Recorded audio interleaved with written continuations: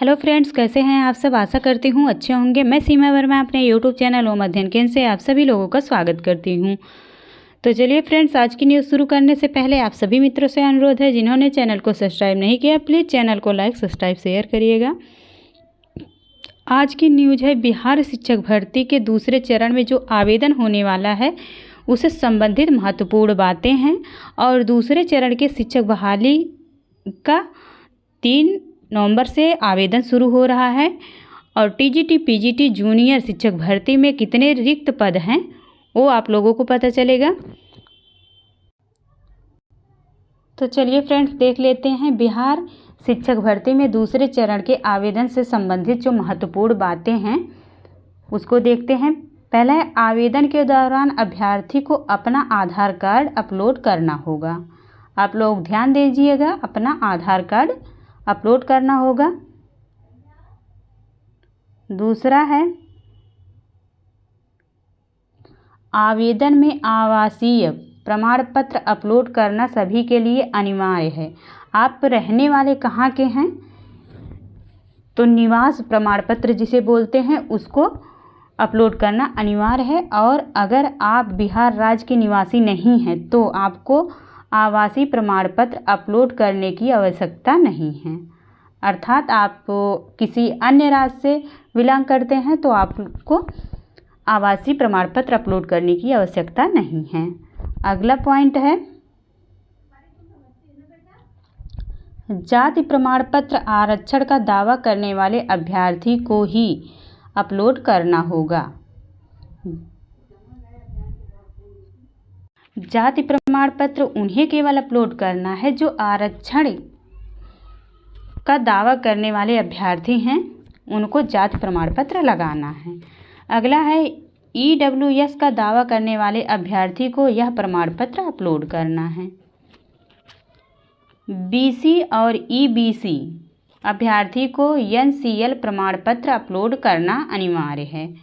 जो बीसी और ईबीसी अभ्यर्थी हैं और एनसीएल प्रमाण पत्र उनको अपलोड करना होगा। अगला पॉइंट है,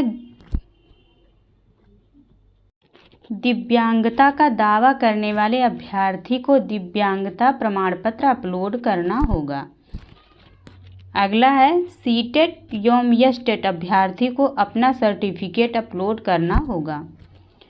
जो अभ्यर्थी सीटेट पास हैं और जो एसटेट पास हैं, जैसे सीटेट लगेगा जूनियर शिक्षक भर्ती में, जो सीटेट पास हैं उनका सीटेट का मार्कशीट लगेगा और जो एसटेट पास हैं उनका एसटेट का सर्टिफिकेट लगेगा।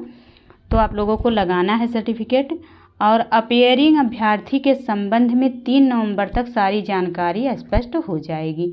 जो लोग अपीयरिंग में हैं उनको भी 3 नवंबर तक सारी जानकारी मिल जाएगी। अगला पॉइंट है, नियोजित शिक्षक को ज्वाइनिंग लेटर एनओसी अपलोड करना होगा। अगला पॉइंट है, 10वीं एवं 12वीं का मूल प्रमाण पत्र एवं बीएड डीएलएड और स्नातक का मार्कशीट। अगर मूल प्रमाण पत्र नहीं है तो, अगर आपके पास मूल प्रमाण पत्र नहीं है तो 10वीं 12वीं का मूल प्रमाण पत्र 10वीं 12वीं का मूल प्रमाण पत्र रहेगा एवं बीएड और डीएलएड और स्नातक का मार्कशीट अपलोड करना होगा। अगर आपका स्नातक का और डीएलएड बीएड का मार्कशीट है तो मार्कशीट ही आप लोग अपलोड कर दीजिएगा। अगला आगे देखते हैं, अगर बीएड और डीएलएड एवं स्नातक का मूल प्रमाण पत्र है तो मूल प्रमाण पत्र ही अपलोड करें। यदि आप लोगों के पास मूल प्रमाण पत्र है तो मूल प्रमाण पत्र अपलोड करिएगा और नहीं है तो मार्कशीट ही अपलोड कर दीजिएगा। प्रोविजनल अपलोड नहीं करें। अगर मूल प्रमाण पत्र नहीं है तभी मार्कशीट अपलोड करना है। आप लोग इस बात को ध्यान दीजिएगा। अगर मूल प्रमाण पत्र नहीं है आपके पास तभी, जैसे कुछ लोग अपीयरिंग में रहते हैं तो उनका मूल प्रमाण पत्र नहीं रहता है तो आप लोग मार्कशीट को अपलोड करना। अपीयरिंग के संबंध में 3 नवंबर तक सारी जानकारी स्पष्ट कर दी जाएगी। तो आप लोग 3 नवंबर तक इंतज़ार करिए।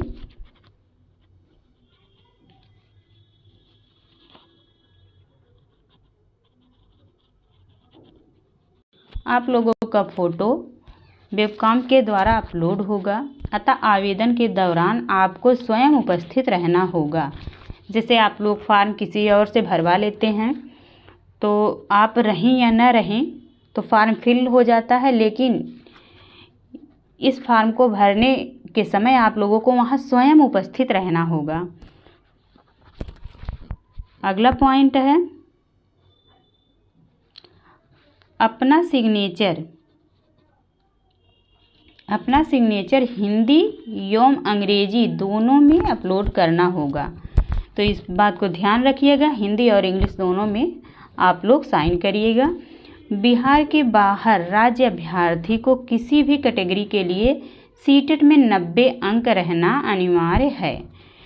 तो एक पॉइंट ध्यान दीजिएगा आप लोग, अगर आप लोग बिहार के बाहर से हैं, अदर राज्य से हैं, तो सीटेट में आप लोगों का 90 अंक होना अनिवार्य है।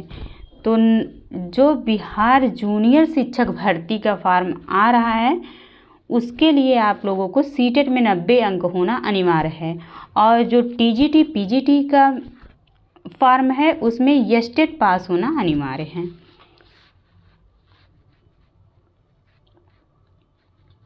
अगला पॉइंट है बिहार राज्य के जनरल एवं ईडब्ल्यूएस अभ्यर्थी सीटेट में कम से कम 90 अंक और जनरल फीमेल को 82 अंक लाना होगा। जैसे जो बिहार राज्य के रहने वाले हैं, जो जनरल और ईडब्ल्यूएस कैटेगरी में पुरुष वर्ग हैं उनको 90 अंक लाना अनिवार्य है और महिला को 82 अंक लाना अनिवार्य है, चाहे वो जनरल की हों या जनरल और ईडब्ल्यू जो लगाए हैं उनके लिए भी 82 अंक महिलाओं को लाना अनिवार्य है। और एससी एसटी पीएच पुरुष एवं महिला को कम से कम 75 अंक लाना अनिवार्य है। एससी एसटी और पीएच पुरुष एवं महिला कम से कम, चाहे पुरुष हों या महिला हों, दोनों लोगों को 75 अंक लाना अनिवार्य है, तभी आप इसमें आवेदन के योग्य होंगे। अगला पॉइंट है बीएड के साथ बीटीसी डीएलएड को भी जूनियर अर्थात 6 से 8 में मौका मिल सकता है। बाकी चीज़ें 3 नवंबर को क्लियर हो जाएंगी। तो जो प्राइमरी की तैयारी कर रहे हैं डीएलएड वाले, उनको भी जूनियर शिक्षक भर्ती में मौका दिया जाएगा। तो आप लोगों के लिए सुनहरा चांस है, जूनियर शिक्षक भर्ती में डीएलएड वालों को भी मौका मिलेगा। अगला पॉइंट है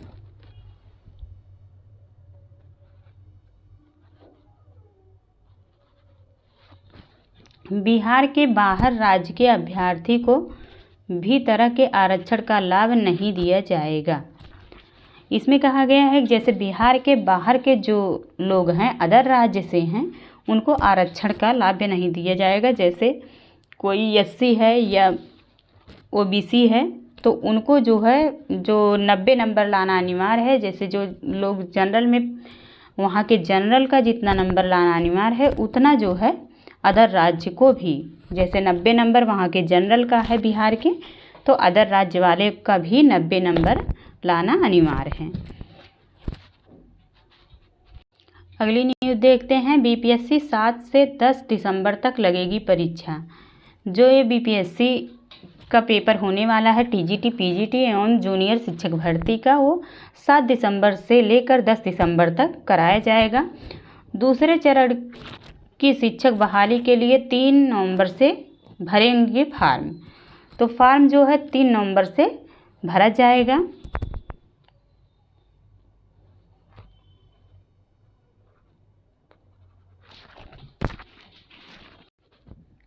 दूसरे चरण के अध्यापक नियुक्ति के लिए 3 नवंबर से ऑनलाइन आवेदन की प्रक्रिया शुरू होगी। अभ्यर्थी 14 नवंबर तक आवेदन कर सकेंगे।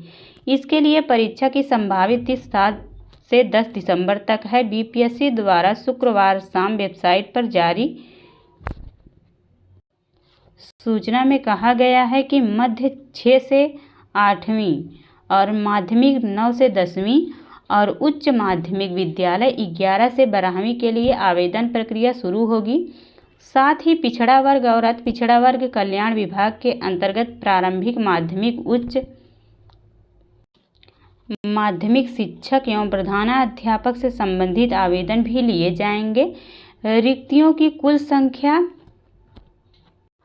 69,692 होगी। इनमें मध्य की 31,982 होगी और माध्यमिक की 18,880 होगी और उच्च माध्यमिक विद्यालय शिक्षकों की 18,830 रिक्तियां हैं।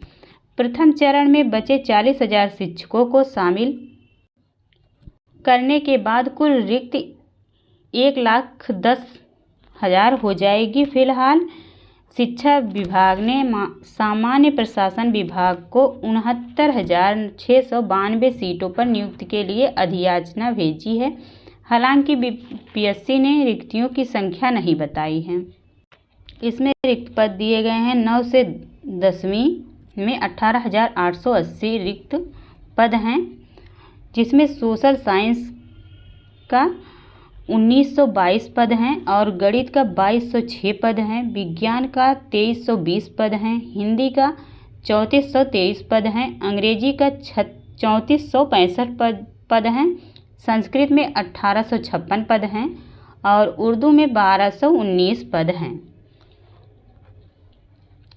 संगीत में 1068 और ललित कला में 284 पद हैं। नृत्य में 391, शारीरिक शिक्षा में 556, मैथिली में 80, अरबी में 15, फारसी में 49 और बांग्ला में 26।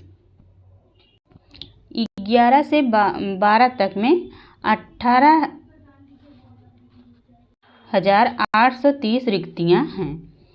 भौतिक विज्ञान में 1919 हैं। रसायन शास्त्र में 1857 है। गणित में 1651 है। वनस्पति शास्त्र में 561 हैं। जंतु विज्ञान में 400 हैं। हिंदी में 1169 हैं।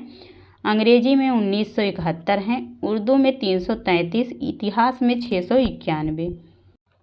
राजनीति विज्ञान में 594, अर्थशास्त्र में 168, भूगोल में 501, गृह विज्ञान में 505, मनोविज्ञान में 1144 पद हैं। समाज शास्त्र में 823, दर्शन शास्त्र में 108, संगीत में 582, कंप्यूटर विज्ञान में 172, बांग्ला में 7, अरबी में 14, भोजपुरी में 2, मैथिली में 155, पाली में 4, फारसी में 21 और संस्कृत में 186 पद। एनआरबी में 2704, ईपीएस में 363 और बिजनेस स्टडी में 93, लेखा शास्त्र में 162 पद खाली हैं। इसी प्रकार कक्षा 6 से 8 तक 31,982 पद रिक्त हैं। Thank you all of you. आप लोगों को जानकारी अच्छी लगी हो तो प्लीज़ चैनल को लाइक, सब्सक्राइब, शेयर करिएगा। धन्यवाद।